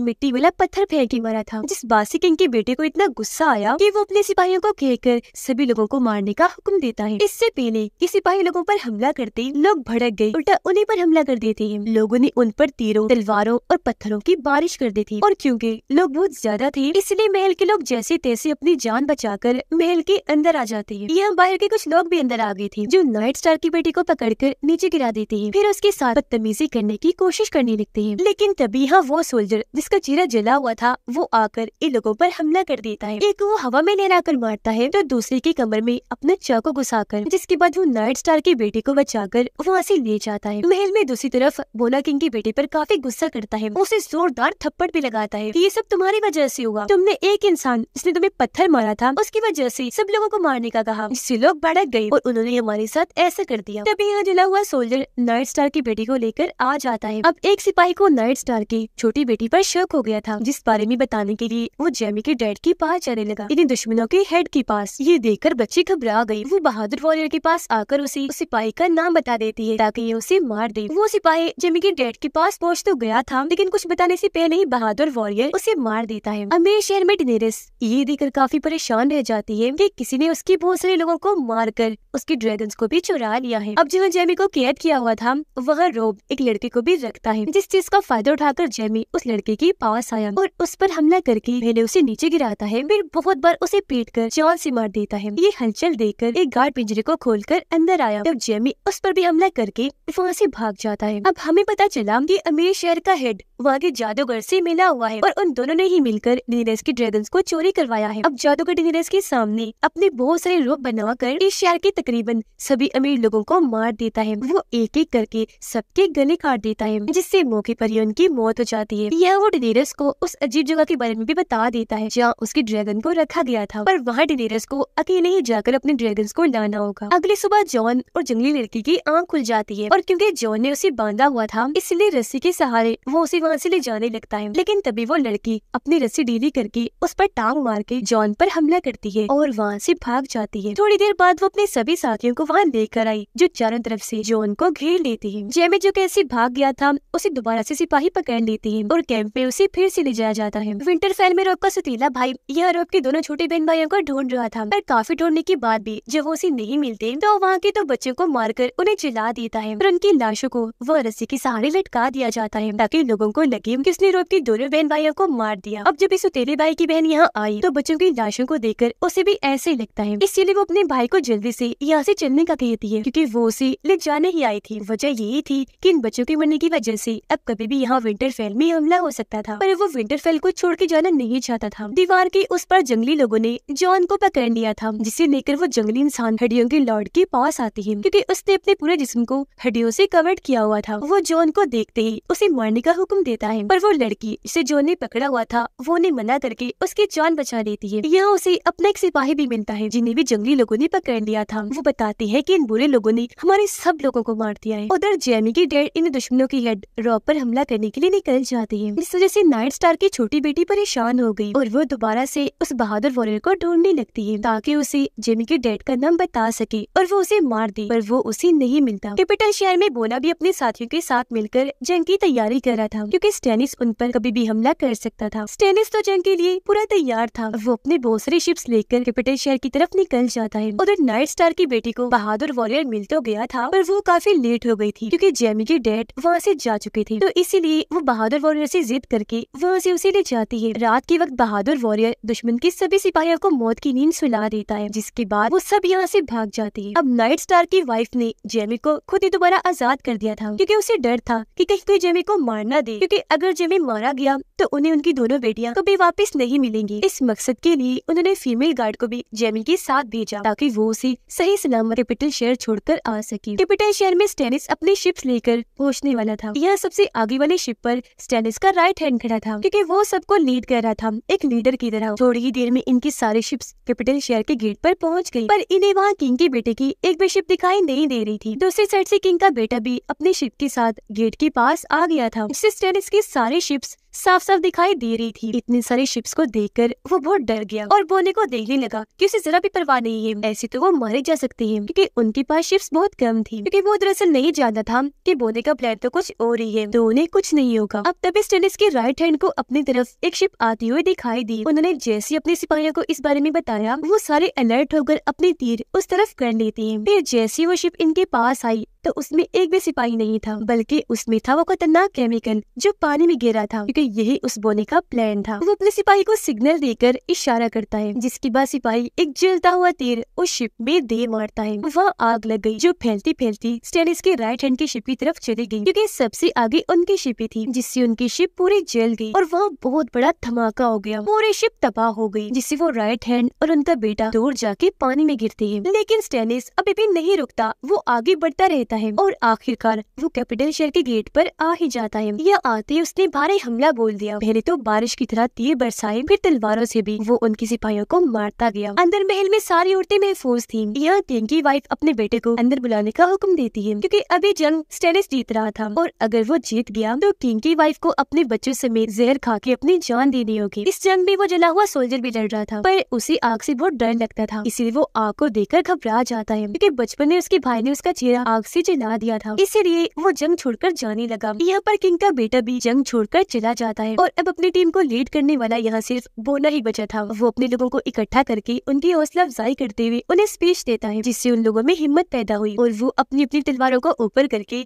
वाह वाह के नारे लगाते हैं। जिसके बाद वो फौरन बाहर आकर बड़ी हिम्मत और बहादुरी से लड़ने लगते हैं, जिस चीज की पहले उनमें कमी थी। इस जंग में बोना भी लड़ रहा था, पर तभी यहाँ एक गार्ड आकर उसके सर पर वार करके उसका चेहरा जख्मी कर देता है। इससे पहले वो बोने बोने को जान से मारता। पीछे से बोने का साथी आकर उस गार्ड के सर में अपना रॉड घुसा देता है और उसकी वही मौत हो जाती है। वो आकर फिर बोने को बचाता है, उसे संभाल रहा था क्योंकि उसका चेहरा जख्मी हो गया था। स्टैनिस की आर्मी बहुत बड़ी थी, वो लगातार आगे बढ़ रही थी और इन पर भारी पड़ रही थी। लेकिन तभी अचानक कहीं से बहुत सारे सिपाही घोड़े पर बैठकर वहाँ आ जाती है। बड़ी बहादुरी से स्टैनिस की आर्मी से लड़ने लगती है। खुद को हारता हुआ देखकर किंग की वाइफ अपने बच्चे को जहर देने वाली थी, पर तभी यहाँ उसके डैड आकर जहर को फेंक देती है और बताने लगे कि दुख मत करो, खुशखबरी है, हम जंग जीत गए हैं। जो सुनकर वो बहुत खुश हो गई। सच में स्टैनिस की पूरी आर्मी को इन लोगों ने मार दिया था और अकेला स्टैनिस ही बचा था, जिसकी तरफ भी लोग बढ़ने लगे। तो वो अपनी जान बचाकर यहाँ से भाग जाता है। सुबह उठकर बोना देखता है कि उसे तलवार लगने की वजह से चेहरे पर कट का निशान बन गया है, जिस वजह से वो दुखी हो गया। लोग अपनी मॉम को बताता है कि मैं एक लड़की को पसंद करता हूँ और उससे शादी करना चाहता हूँ। इस पर उसकी मॉम समझाने लगी कि जब हम जंग के लिए जा रहे थे तो पुल पार करने के लिए मैंने वहाँ के हेड से एक सौदा किया था कि मैं तुम्हारी शादी उनके बेटे से करवाऊंगी, इसीलिए अब तुम्हें उससे शादी करनी होगी। पर रोब उनकी बात ना मानकर अपनी पसंद की शादी कर लेता है। डेनेरिस जादूगर की बताई हुई उस जगह पर अपने ड्रैगन को वापस लेने चाहती है। वो एक सुनसान अंधेरे जैसी जगह पर आ गई थी जो पूरी जगह जादुई थी। आगे बढ़कर वो जैसी जगह पर आई तो उसे सबसे पहले जुपिटर शहर का थ्रोन तख्त दिखा, जिसके साथ ही वो जगह दीवार की दूसरी तरफ शिफ्ट हो गई। वो आगे बढ़ने पर उसे कैंप में अपना हस्बैंड दिखा जो जिंदा सही सलामत था और उसने गोद में उनका बच्चा पकड़ा हुआ था। ये देखकर डेनेरिस समझ गई कि मेरा ध्यान भटकाने के लिए ये किस्म का जादू किया हुआ है, इसीलिए वो फौरन वहाँ से चली जाती है। वो अब एक दूसरी जगह पर आ गई थी जहाँ उसे अपने तीनों ड्रैगन्स मिल जाती है, लेकिन उनकी गर्दनों पर जंजीरें बांधी हुई थी। अब तभी पीछे से जादूगर भी आ जाता है जो अपने जादू से डेनेरिस को भी बांध देता है। उसकी भी कलाई पर जंजीर वाली हथकड़ी लगा देता है। ये देखकर डेनेरिस को एक आइडिया आया और वो अपने ड्रैगन को अपना नाम डेनेरिस बोलने को कहती है। जैसे ड्रैगन ने ये बोला वो आग उगलने लगी। तब डेनेरिस ने आग को अपनी ताकत से कंट्रोल करके उसे जादूगर की तरफ कर दिया। आग इतनी ज्यादा थी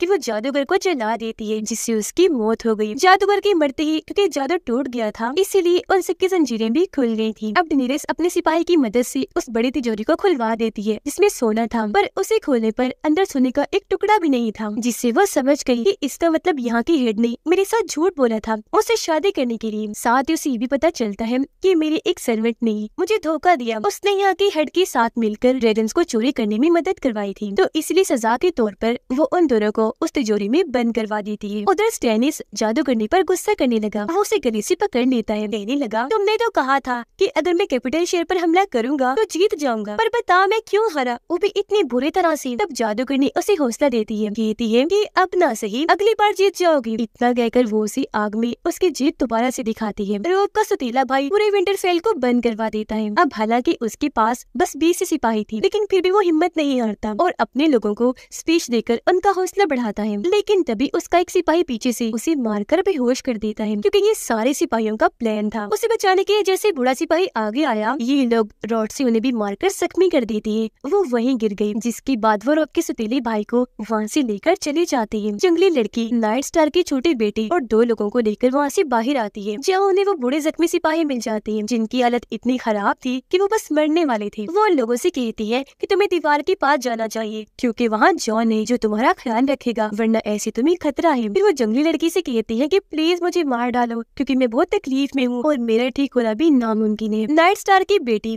अपने दोस्तों के साथ भाग जाती है। उसे रास्ते में दोबारा से बहादुर वॉरियर मिलता है, जिसे वो कहती है कि मैं भी आपकी तरफ बहादुर बनना चाहती हूँ, लोगों को मारना सीखना चाहती हूँ। इस पर वो कहने लगा कि नहीं, अभी तुम बहुत छोटी हो, ये काम मत करो, तुम्हारे लिए हर बार ये काम मैं कर दिया करूँगा। जो कहकर वो उसे एक सिक्का देता है, कहने लगा कि तुम जिसको भी मारना चाहती हो उसे ये सिक्का दिखा देना और बस ऐसा होते ही वो इंसान मेरे पास आ जाएगा, फिर मैं उसे मार दूंगा। ये कहकर उसने अपना चेहरा दूसरी तरफ किया, लेकिन जैसे ही पलट कर देखा उसका चेहरा बदल चुका था, जिसके बाद वो यहाँ से चला जाता है। जिससे हम समझ पाते हैं कि वॉरियर होने के साथ साथ वो एक जादूगर भी है। दीवार के उस पर जॉन के 3 सिपाही यहाँ पर अपने नाइट साथियों को ढूंढ रहे होते हैं, पर तभी अचानक उन्हें 3 हॉर्न की एक साथ बजने की आवाज आती है, जिससे वो लोग इतना डर गए कि फौरन वहाँ से भाग जाते हैं। असल में 3 हॉर्न्स के बजने का मतलब है कि यहाँ ज़ॉम्बी डीमंस हैं और इतने सालों बाद क्योंकि आज 3 हॉर्न बची थी, जब भी वो लोग इतना डर गए। जॉन का एक सिपाही जब भाग रहा था तो अचानक वो गिर जाता है, इसलिए वो जल्दी से जाकर पत्थर के पीछे छुप गया, जिसके बाद आखिरकार वहाँ ज़ॉम्बी डीमन आ ही जाता है, जिसकी जिल्द अजीब सी सफेद रंग की थी, चेहरा भी बहुत बदसूरत डरावना सा था और वो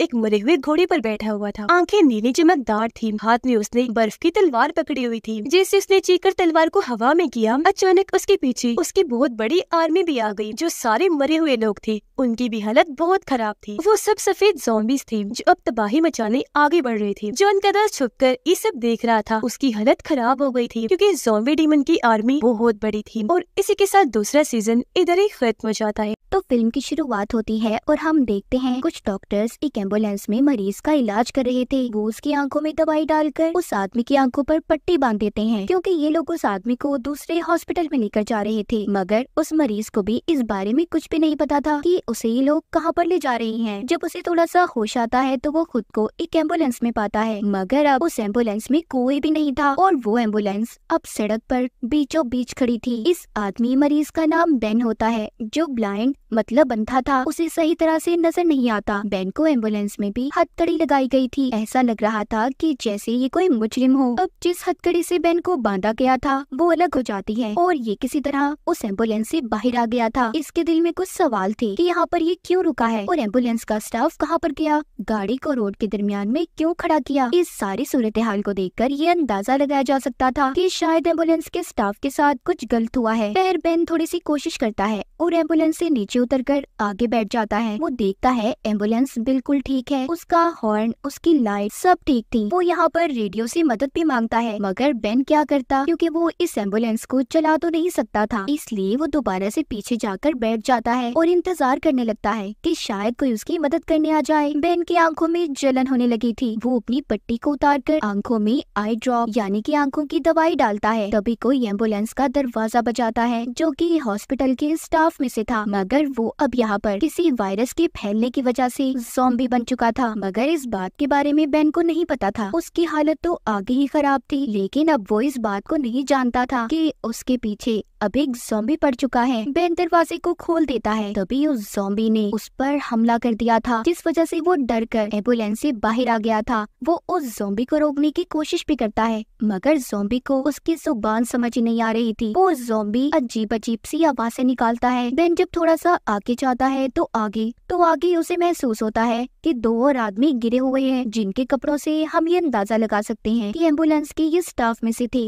मगर अब ये भी ज़ॉम्बी बनने वाले थे। इनके साथ हुआ कुछ यूँ था, जब ये बेन को लेकर जा रहे थे तो इन्होंने रास्ते में ज़ॉम्बी देखा और ये आम इंसान समझकर उसकी मदद करने के लिए जब बाहर आए तो उस ज़ॉम्बी ने इन पर हमला कर दिया और ये भी फिर ज़ॉम्बी बन गए। जैसा कि हमें पता है कि अगर कोई ज़ॉम्बी आम इंसान को काट ले तो वो भी ज़ॉम्बी बन जाता है। इनमें से एक आदमी जो भी ज़ॉम्बी नहीं बना था मगर जल्द ही बनने वाला था, वो बेन को यहाँ से भागने का कहता है। बेन बेचारा, जिसको सही तरह से नजर नहीं आ रहा था, उसकी आंखों के आगे अंधेरा था, वो बिना कुछ देखे वहाँ से भागने लगता है। बेन अब जिस इलाके में फंसा हुआ था वहाँ पर एक मारा नाम की लेडी ऑफिसर होती है, जो कि माँ बनने वाली थी। मगर इन सब के बावजूद भी वो अपनी ड्यूटी को पूरी तरीके से निभा रही थी। वो रोजाना की तरह अपना यूनिफॉर्म पहनकर ड्यूटी के लिए निकल जाती है, लेकिन उसे भी अभी तक ज़ॉम्बीज़ के बारे में कुछ नहीं पता चला था। रास्ते में जाते हुए उसे बेन का मैसेज मिलता है, जो उसने एम्बुलेंस में बैठकर रेडियो से मदद मांगी थी। अब मारा बेन की मदद करने का सोचती है,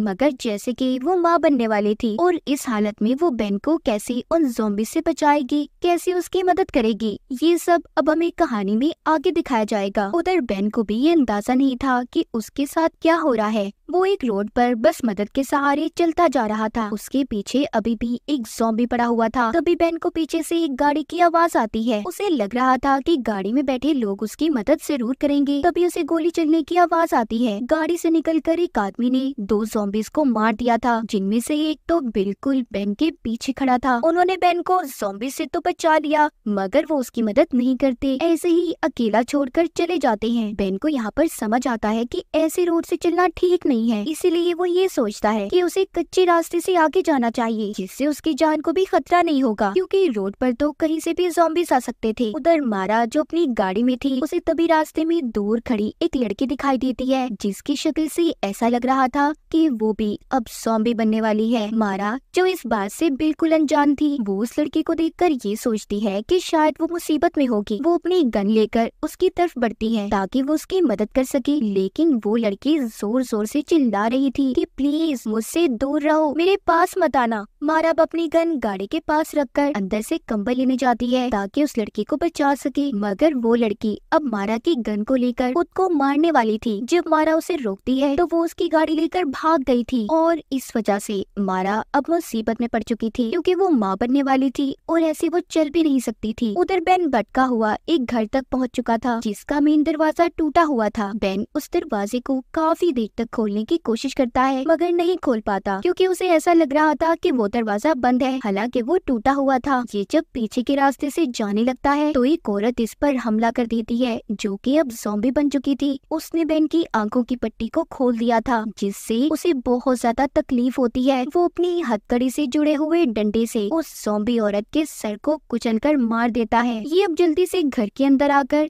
दूसरी पट्टी को बांध लेता है क्योंकि अगर इसकी आंखें ज्यादा देर तक खुली रही तो इसे उतनी ही तकलीफ होगी। हाथ का सहारा लेकर अब बेन पूरे घर को चेक कर रहा था और इसी तरह वो बाथरूम तक भी पहुंच जाता है जहां पर उसे बाथटब में एक मरा हुआ आदमी मिलता है जिसने खुद ही अपनी जान ली थी क्योंकि जिस गन से उसने खुद को मारा था वो उसी के हाथ में थी। बेन जब उस आदमी को महसूस कर उसकी सांसें चेक करता है तो वो मरा हुआ था जिससे बेन डर जाता है। पीछे से दोबारा से वही औरत आ गई थी जो अभी भी जिंदा थी जिसने बेन पर फिर से हमला कर दिया था। उधर ही दूसरी तरफ मारा भी चलते हुए उसी घर तक पहुंच चुकी थी जिधर बेन होता है जो उसी घर के अंदर उस ज़ॉम्बी औरत से बचकर भाग रहा था। तभी वहां पर मारा पहुंच जाती है जिसने अपनी गन से उस ज़ॉम्बी औरत को शूट करके मार दिया था और बेन की जान एक बार फिर बच गई थी। मारा आकर बेन से पूछती है क्या तुम भी तो ज़ॉम्बी वायरस से इन्फेक्टेड नहीं? बेन कहता है नहीं मैं ज़ॉम्बी वायरस से बचा हुआ हूँ। वो दोनों एक दूसरे को अपने बारे में बताते हैं। बेन की सुनकर खुश था कि मारा एक पुलिस ऑफिसर है और अब उसकी हथकड़ी भी खुल जाएगी, मगर यहाँ पर सब उल्टा होता है। मारा ने बेन के दूसरे हाथ पर भी हथकड़ी को लगा दिया था क्योंकि उसके हाथ पर हथकड़ी लगी देख मारा को ऐसा लगता है कि बेन कोई जुर्म करके भागा है।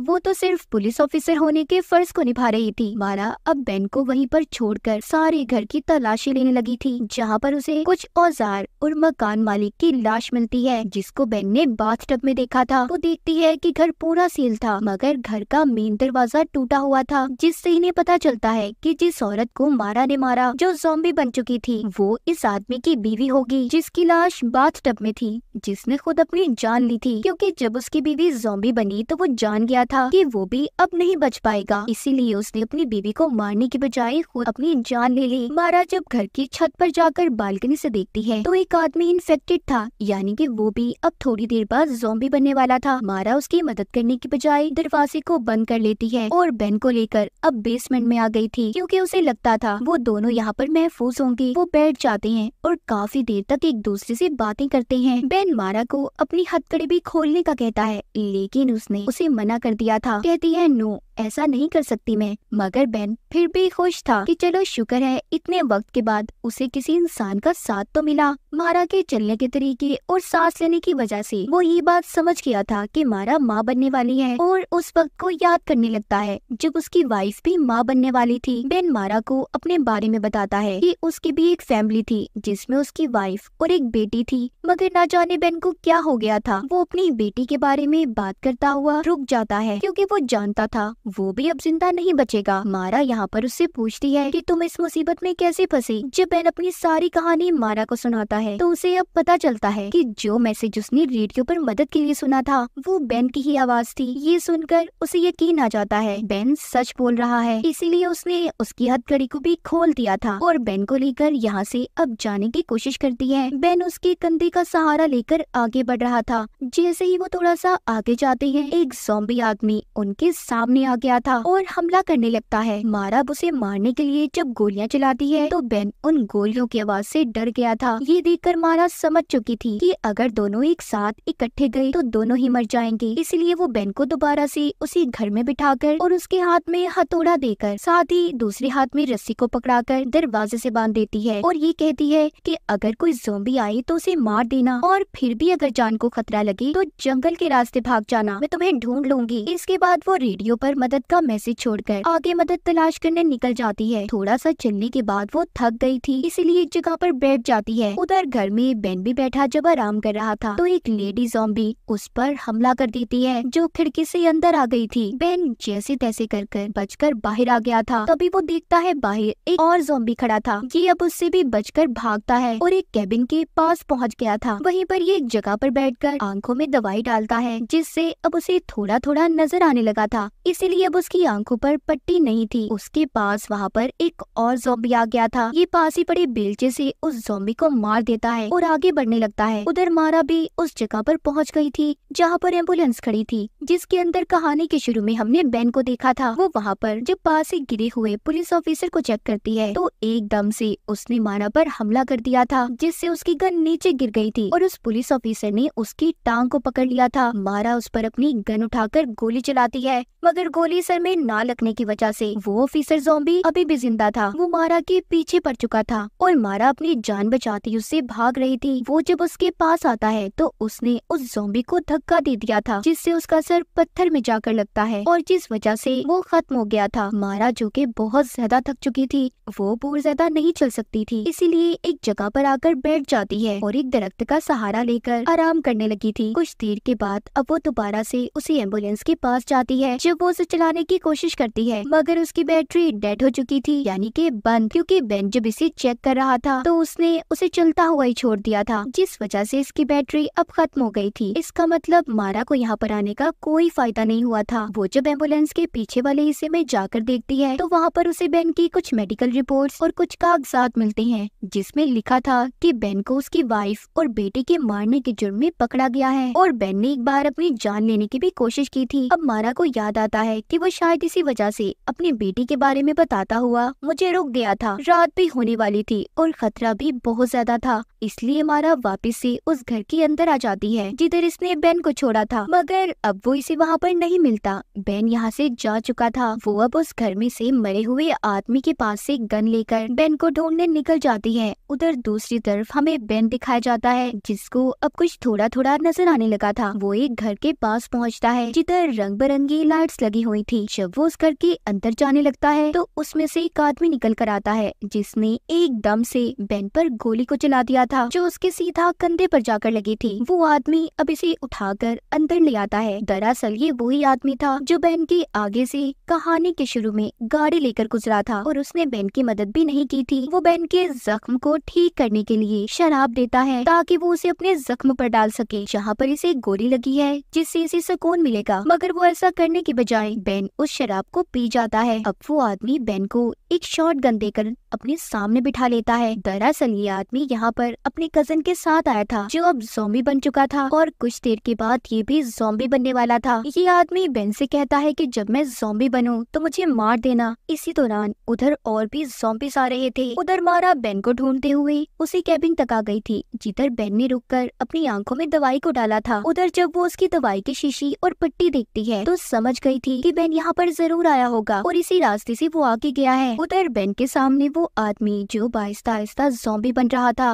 बेन जब उसकी तरफ बढ़ता है तो वो एकदम से शांत हो गया था, यानी कि ये वायरस ऐसा था, पहले ये इंसान को मारता था और फिर ज़ॉम्बी में बदलकर उसे जिंदा कर देता था। बेन को बाहर से और भी ज़ॉम्बीज़ की आवाजें आ रही थी। जब वो उस बड़ी सी गन से बाहर की तरफ गोलियां चलाता है तो उस आदमी ने बेन पर हमला कर दिया था। वो उससे बचते हुए एक कमरे में खुद को बंद कर लेता है। मारा भी अब इस घर के पास पहुंच चुकी थी। उसको यहाँ से बेन की आवाज आ रही थी। बेन खिड़की से उसे देखने की कोशिश कर रहा था कि तभी एक और ज़ॉम्बी अंदर आ जाता है, जिसने बेन की टांग को पकड़ लिया था, मगर बेन उस पर गोली चला देता है, जिससे वो मर गया था। बाहर मारा भी अपनी तरफ आते ज़ॉम्बीज़ को गन से मार देती है। यहाँ पर गोलियों की आवाज सुनकर वो आदमी जो पूरी तरह से ज़ॉम्बी बन गया था वो भी बाहर आ जाता है। जो बेन के पीछे पड़ा हुआ था वो बाहर आकर मारा की तरफ बढ़ रहा था, लेकिन यहाँ पर मारा की गन में गोलियां भी खत्म हो जाती हैं। ये देखकर बेन अपने पास पड़ी शॉटगन से उस ज़ॉम्बी पर गोली चलाता है, जिससे उसका सर ही उड़ गया था। अब यहाँ पर रुकना किसी खतरे से खाली नहीं था। वो दोनों यहाँ से आगे जाते हैं। रास्ते में जाते हुए मारा के पेट में दर्द हो रहा था, मगर वो इस बात को इग्नोर कर देती है। उसने इस बात पर ज्यादा ध्यान नहीं दिया था। सुबह होने से पहले पहले ये दोनों बिग फैक्ट्री तक पहुंच गए थे, जहाँ पर रुककर ये दोनों आराम करते हैं। मगर इन दोनों की जान यहाँ पर भी महफूज नहीं थी। मारा की हालत यहाँ पर खराब हो जाती है, क्योंकि कुछ देर के बाद उसकी डिलीवरी होने वाली थी। मगर बेन उसको हौसला देकर ये कहता है कि तुम मेरी आंखें बनो, बस तुम मुझे रास्ता बताती जाओ, मैं तुम्हें बचा लूंगा। अपने हाथ में कुल्हाड़ी लेकर ये आगे बढ़ता है, लेकिन इधर भी बहुत से ज़ॉम्बीज़ आ गए थे। वो मारा को कहता है यहाँ से चली जाओ। मारा भाग भाग कर थक चुकी थी और थकन की वजह से एक कोने में बैठ जाती है। तभी यहाँ पर एक और ज़ॉम्बी आ गया था, लेकिन पीछे से बेन ने आकर उसे मार दिया। वो एक हथौड़े से उस ज़ॉम्बी को मार देता है। बेन अभी भी जिंदा था, क्योंकि उसे ज़ॉम्बी बनने में कुछ वक्त था। वो अब गन लेकर मारा को बचाता है और दरवाजे तक ले आता है। उसने उसे उस फैक्ट्री से बाहर निकाल दिया था, मगर खुद अंदर ही रहकर दरवाजे को बंद कर लेता है और अपनी शॉटगन से सभी ज़ॉम्बीज़ को एक एक करके मार रहा था। बेन को इस बात से कोई फर्क नहीं पड़ता कि वो कुछ देर के बाद ज़ॉम्बी बन जाएगा, मगर वो खुश था कि उसने मारा और उसके बच्चे की जान को बचा लिया। मारा जो कि अब बाहर आ चुकी थी, उसकी हालत बहुत खराब थी। वो बेहोश होकर रोड पर ही गिर जाती है। तभी एक गाड़ी रुकती है, जिसमें से एक आदमी ने उसे उठाकर अपनी गाड़ी में बिठा लिया था। फैक्ट्री के अंदर बेन की जिंदगी खत्म हो गई थी और इधर गाड़ी में ही मारा के यहाँ एक बच्चा पैदा हुआ। इस फिल्म में हमें ये नहीं बताया गया कि ज़ॉम्बी वायरस आखिर आया कहाँ से था और बेन की वाइफ और बेटी के साथ क्या हुआ था। मगर बेन मारा की जान बचाकर बहुत खुश था। उसे इस बात का भी गम नहीं था कि वो ज़ॉम्बी बन जाएगा। और इसी के साथ इस फिल्म की कहानी यहीं पर खत्म हो जाती है। तो फिल्म की शुरुआत होती है और हमें कुछ सोल्जर्स फौजी दिखाए जाते हैं जो अपनी ड्यूटीज पर खड़े थे। यहाँ पर हमें बताया जाता है हमारी गैलेक्सी में एक ऐसा प्लेनेट है जहाँ पर बहुत बड़े बड़े क्रिएचर्स एलियंस पाए जाते हैं। उस प्लेनेट के चारों तरफ मेट्रॉइड्स का दायरा बना हुआ है। वो क्रिएचर उन मेट्रॉइड्स का इस्तेमाल करते और अर्थ पर बार बार हमला किया करते थे। अब इस प्लेनेट को किसी तरह भी तबाह करना था और इसी प्लेनेट को तबाह करने के लिए ये सोल्जर्स तैयार किए जाते थे। अब जिसके बाद हम कुछ सोल्जर्स को उसी प्लेनेट पर देखते हैं जहाँ पर एलियन क्रिएचर्स पाए जाते थे। वो सभी उन क्रिएचर्स का मुकाबला कर रहे थे, पर वो उन पर बहुत ज्यादा भारी पड़ते हैं। वो बड़े बड़े दिखने वाले क्रिएचर्स उन पर हमला कर रहे थे। इसके बाद हमें कहानी 1 साल पहले की दिखाई जाती है। हम एक टीचर को देखते हैं जो कि यूनिवर्सिटी में स्टूडेंट्स को सोल्जर्स यानी फौजी बनने का कह रहे थे। टीचर कहते हैं तुम सबको अपनी पढ़ाई पूरी करके एक सोल्जर बनना चाहिए, वो लड़की हो या फिर लड़का। यहीं पर एक लड़का जिसका नाम जॉनी होता है, वो बैठा अपनी ड्राइंग बना रहा था और अपने टीचर की भी बात को सही तरह से नहीं सुनता। ये देखकर इस बात का अंदाजा लगाया जा सकता है कि जॉनी पढ़ाई में भी बस पूरा ही था। थोड़ी देर बाद वो अपनी दोस्त के साथ जिसका नाम कैरमन होता है अपना रिजल्ट देखने जाता है। कैरमन के मैथ्स में 97% नंबर आते हैं, जिससे वो बहुत खुश थी। उसका सपना जो पूरा होने वाला था और वो भी स्पेसशिप का पायलट। जब उसे नंबर अच्छे आने पर एडमिशन मिल सकता था, उधर ही जॉनी के मैथ्स में सिर्फ 35% नंबर आते हैं, जिसे देखकर वहाँ पर खड़ा जॉनी का दोस्त उसका मजाक बना रहा था। ये देखकर उसे बहुत गुस्सा आता है। यूनिवर्सिटी में स्टूडेंट्स के दरमियान में मैच होता है जिसमें जॉनी ने भी हिस्सा लिया था। वहीं पर एक लड़का जो कि मोबाइल इन्फेंट्री में पायलट था, वो मैच खेलता हुआ कैरमन से बात करता है और उसे अपने बारे में बताता है कि मैं एक पायलट हूँ। कैरमन को उससे बात करके अच्छा लगता है और ये देखकर वहाँ पर जॉनी को गुस्सा आ गया था। उस पायलट लड़के को कैरमन से दूर रहने का कहता है। इसी दरमियान उन दोनों की बात करते हुए लड़ाई हो गई थी। ऐसा इसलिए था क्योंकि जॉनी कैरमन को पसंद करता था और इसी गुस्से में जॉनी ने मैच को जीत भी लिया था। अब जब वो घर आता है तो अपने मॉम डैड से मोबाइल इन्फेंट्री में जाने की बात करता है, जिस पर उसके डैड उसे मना कर देते हैं, ये कहकर कि वहाँ पर जाकर तुम्हारी जान को भी खतरा हो सकता है और हम ऐसा नहीं चाहते कि हमारे बेटे को कोई भी नुकसान हो। पर जॉनी की मॉम इस बात को समझ जाती है कि जॉनी कैरमन के पीछे मोबाइल इन्फेंट्री में जाना चाहता है और इसीलिए अब वो अपने बेटे की खुशी की खातिर मान भी गई थी। जिसके बाद हमें मोबाइल इन्फेंट्री दिखाई जाती है जहाँ पर जॉनी और कैरमन अपने फॉर्म को जमा करवाने आए थे। तभी यहाँ पर जॉनी का दोस्त भी आ जाता है जो यहाँ पर साइंटिस्ट की पोस्ट पर आया था। अब इन तीनों को अलग अलग हिस्से में भेज दिया जाता है। कैरमन को वहाँ पर जहाँ पर पायलट्स को स्पेसशिप उड़ाने की ट्रेनिंग दी जाती थी, जॉनी के दोस्त को उस जगह पर जहाँ बहुत से क्रिएचर्स को पकड़कर रखा जाता और उन पर एक्सपेरिमेंट किए जाते थे, जबकि जॉनी को उस प्लेनेट पर भेज दिया जाता है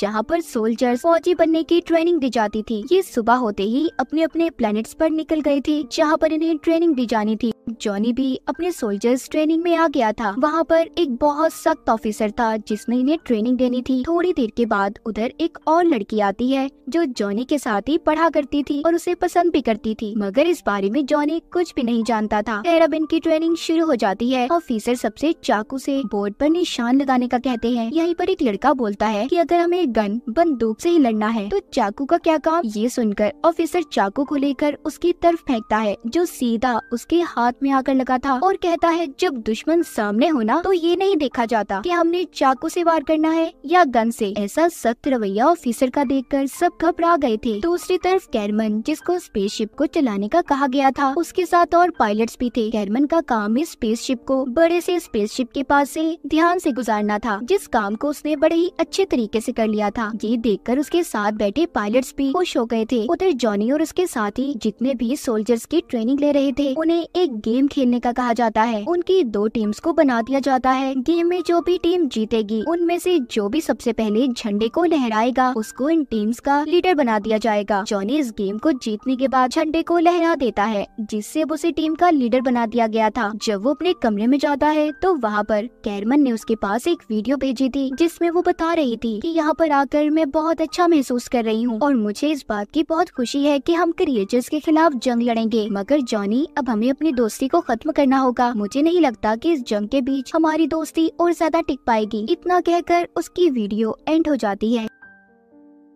जॉनी ये देखकर बहुत दुखी हो गया था क्योंकि वो कैरमन को पसंद करता था। तभी जॉनी के पास उसका एक और दोस्त आता है और कहता है फिक्र नहीं करो यार, सब ठीक हो जाएगा, हम सब है ना तुम्हारे साथ। अब अगले दिन इन्हें फिर से गेम खिलाई जाती है जिसमें अब इन्हें असल गोलियों का सामना करना था। जॉनी को ये गेम भी जीतना था और साथ ही अपनी टीम के लोगों को भी बचाना था। उनके सामने स्टैचू सोल्जर्स थे जो असल गोलियों से इन पर हमला कर रहे थे। तभी गेम के दौरान जॉनी के एक साथी के हेलमेट में कुछ मसला हो जाता है, उसे कुछ दिखाई नहीं दे रहा था। तब जॉनी उसे हेलमेट उतारकर ठीक करने का कहता है। इसी दौरान जैसे ही वो हेलमेट उतारता है एक गोली सीधा उसके सर में आकर लगी थी और जॉनी का साथी वहीं पर मर जाता है। ये देखकर जॉनी को कुछ समझ नहीं आ रहा था कि उसने ये क्या कर दिया। अब ऑफिसर जॉनी को पकड़कर अपने सीनियर के पास लेकर जाता है जो उसे लीडर का बैज वापस ले लेता है और जॉनी को 100 कोड़े मारने की सजा भी दी जाती है क्योंकि उसकी वजह से उसके एक साथी की जान गई थी। उसकी शर्ट उतारकर उसे बांधकर 100 कोड़े मारे गए थे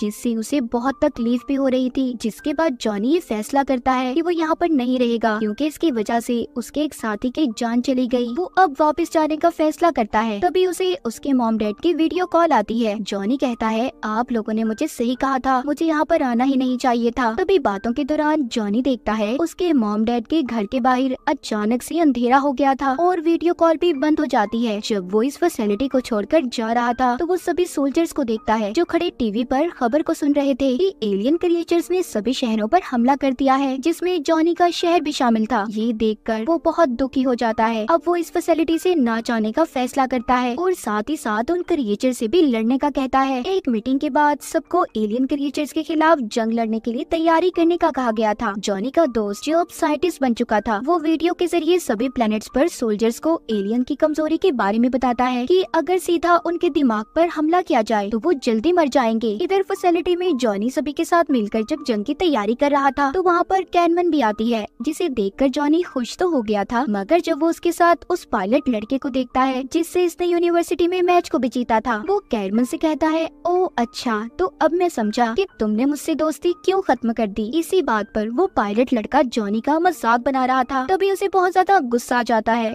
जिससे उस पायलट लड़के और जॉनी के दरमियान में लड़ाई हो गई थी। इस लड़ाई में जॉनी बहुत ज्यादा जख्मी हो जाता है, इसीलिए उसे हॉस्पिटल भेज दिया गया था। अब उसके पास उसके दोस्त आते हैं जिसमें वो लड़की भी थी जो जॉनी को पसंद किया करती थी। ये सब मिलकर जॉनी को कहते हैं कि फिक्र नहीं करो, हम है ना तुम्हारे साथ। और साथ ही अब इन्होंने बाजू पर एक जैसे टैटू को भी बनवा लिया था। अब ये सभी एलियन क्रिएचर्स के प्लेनेट पर जाने के लिए तैयार थे। सब अलग अलग स्पेसशिप में सवार हो जाते हैं। जिस स्पेसशिप में जॉनी था उस स्पेसशिप को कैरमन और पायलट लड़का चला रहे थे। जब ये उनके प्लेनेट की तरफ बढ़ते हैं तो इन्हें अपनी तरफ आती हुई रोशनी दिखाई देती है। कैरमन के साथ बैठे बैठी कैप्टन कहती है कि इसका हमें कोई खतरा नहीं, हमने इस पर रिसर्च की है। मगर जब ये थोड़ा सा आगे जाते हैं तो इन्हें पता चलता है कि वो रोशनी कोई आम रोशनी नहीं थी, बल्कि एलियंस क्रिएचर की भेजी गई खतरनाक रोशनी थी जो इनके स्पेसशिप को नुकसान पहुंचा रही थी। पर जैसे तैसे करके कुछ स्पेसशिप प्लेनेट पर लैंड कर जाते हैं। उनमें से सोल्जर्स निकलकर एलियंस पर टूट पड़े थे, लेकिन इसी लड़ाई के दौरान जॉनी के एक दोस्त को क्रिएचर एलियन ने मार दिया था, जो दिखने में काफी अजीब और किसी बड़ी सी मकड़ी जैसे लग रहे थे। इधर जमीन के फटने की वजह से वो लड़की भी नीचे गिर जाती है जो जॉनी को पसंद किया करती थी। उसे भी एक एलियन क्रिएचर खींचकर ले जा रहा था। तभी सभी सोल्जर्स को वापस जाने का हुक्म दिया जाता है, क्योंकि एलियन क्रिएचर्स उन सोल्जर्स पर भारी पड़ रहे थे, जैसे उन्हें पहले ही पता हो कि उन पर हमला होने वाला है।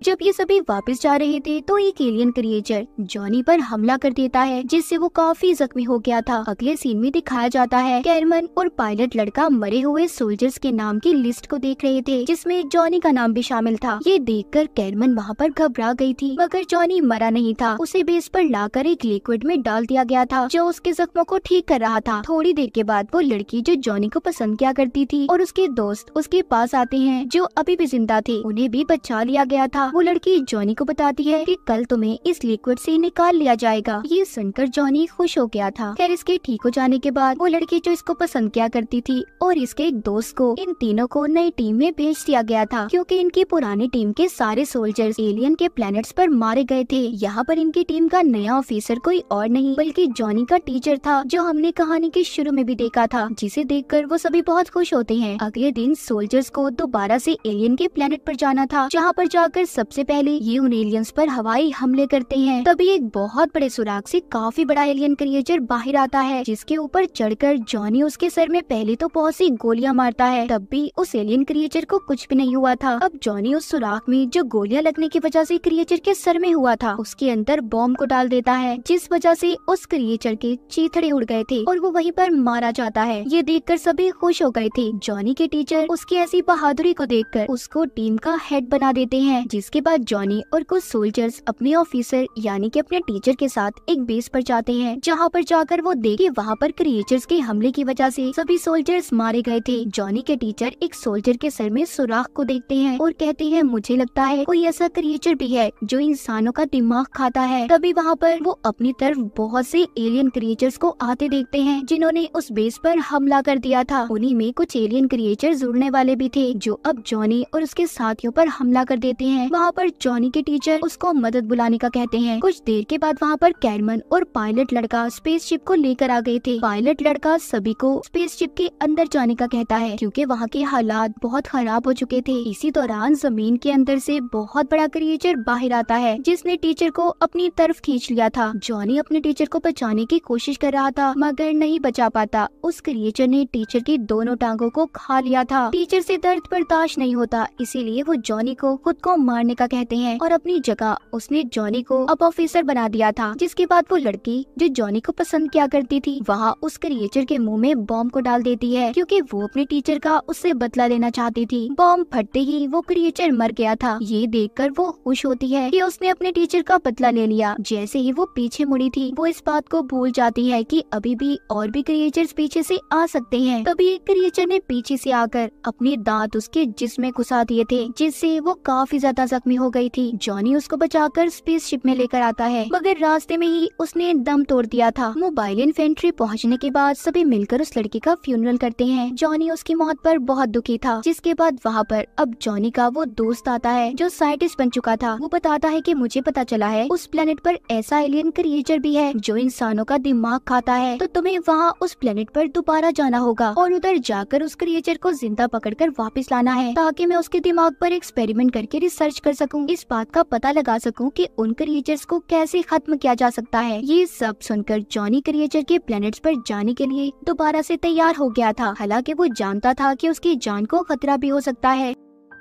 खैर अब वो अपने साथ नए सोल्जर्स को उस प्लेनेट पर जाने के लिए तैयार करता है। कैरमन और पायलट लड़के को भी हवाई हमले के लिए तैयार किया गया था। जैसे ही वो एलियन क्रिएचर्स के प्लेनेट की तरफ बढ़ते हैं, उन पर एक अजीब सी दिखने वाली रोशनी हमला करती है, जिससे उनके स्पेसशिप के 2 टुकड़े हो गए थे। उस स्पेसशिप में जितने भी सोल्जर्स थे सभी नीचे गिरने लगते हैं और मारे गए थे। कैरमन और पायलट लड़का एक छोटे स्पेसशिप को लेकर दोबारा उन क्रिएचर के प्लेनेट की तरफ बढ़ते हैं, मगर वो भी उनके काबू से बाहर हो रहा था। कैरमन रास्ते में जॉनी से मदद मांगती है। जॉनी जब उसके लोकेशन के बारे में पता करता है तो वो उसे बता पाती इससे पहले उनका छोटा वो स्पेसशिप गिरकर पहाड़ के गार में रुक जाता है। कैरमन जॉनी को सही तरह से अपनी लोकेशन बताती है। तभी वो देखती है उनके इर्द गिर्द बहुत से क्रिएचर्स आने लगे थे जो उन पर अब हमला भी करते हैं। जॉनी जो कैरमन की चीखों को रेडियो के जरिए सुन पा रहा था, उसे लगता है कि उन दोनों को क्रिएचर्स ने मार दिया। इसीलिए जॉनी अब जल्दी से सोल्जर्स को अपने साथ लेकर दिमाग खाने वाले क्रिएचर्स को ढूंढने के लिए उसके प्लेनेट पर आ गया था। ये उसी गार में आ जाता है जहाँ पर कैरमन फंसी हुई थी। वहाँ पर 2 रास्ते थे,